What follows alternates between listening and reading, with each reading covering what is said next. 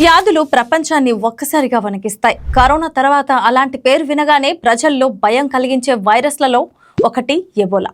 ఇప్పుడు మళ్ళీ ఆఫ్రికాలోని కొన్ని ప్రాంతాలలో ఎబోలా కేసులు వెలుగులోకి రావడంతో ప్రపంచ దేశాలు అప్రమత్తమవుతున్నాయి.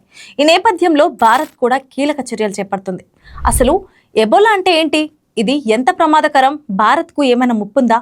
ఈ వీడియోలో చూద్దాం. ఆఫ్రికాలోని పలు దేశాల్లో ఎబోలా కేసులు నమోదవుతున్న నేపథ్యంలో అంతర్జాతీయ స్థాయిలో అప్రమత్తత పెరిగింది.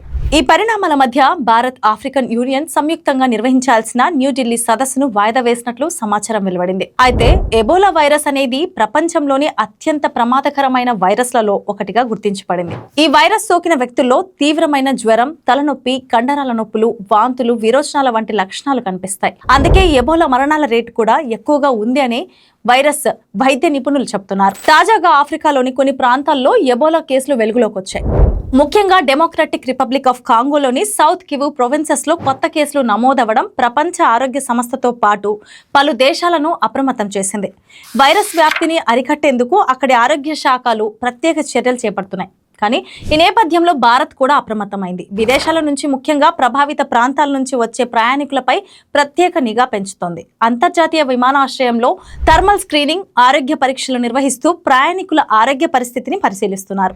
ఎవరైనా అనుమానాస్పద లక్షణాలతో కనిపిస్తే వెంటనే వైద్య పరీక్షలకు పంపిస్తున్నారు. ఇలానే రీసెంట్ గా హైదరాబాద్ లోని రాజీవ్ గాంధీ అంతర్జాతీయ విమానాశ్రయం సహా దేశంలోని పలు ప్రధాన విమానాశ్రయాలలో ఆరోగ్య శాఖ అధికారులు ప్రత్యేక ఏర్పాట్లు చేశారు. ఆఫ్రికా దేశాల నుంచి వచ్చే ప్రయాణికుల వివరాలను సేకరిస్తూ వారి ఆరోగ్య పరిస్థితిని పర్యవేక్షిస్తున్నారు.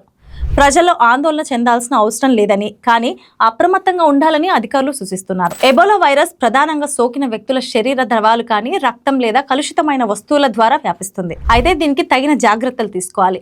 కరోనా వైరస్ లా గాలిలో సులభంగా వ్యాపించదని నిపుణులు చెప్తున్నారు. అయితే వైరస్ సోకిన వ్యక్తితో మినిమం డిస్టెన్స్ లో ఉండండి.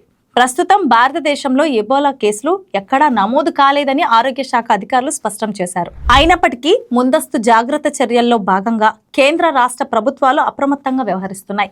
అంతర్జాతీయ ప్రయాణికుల ఆరోగ్య పరీక్షలు మరింత కట్టుదిట్టం చేయాలని సంబంధిత అధికారులకు సూచనలు జారీ చేసినట్లు తెలుస్తోంది.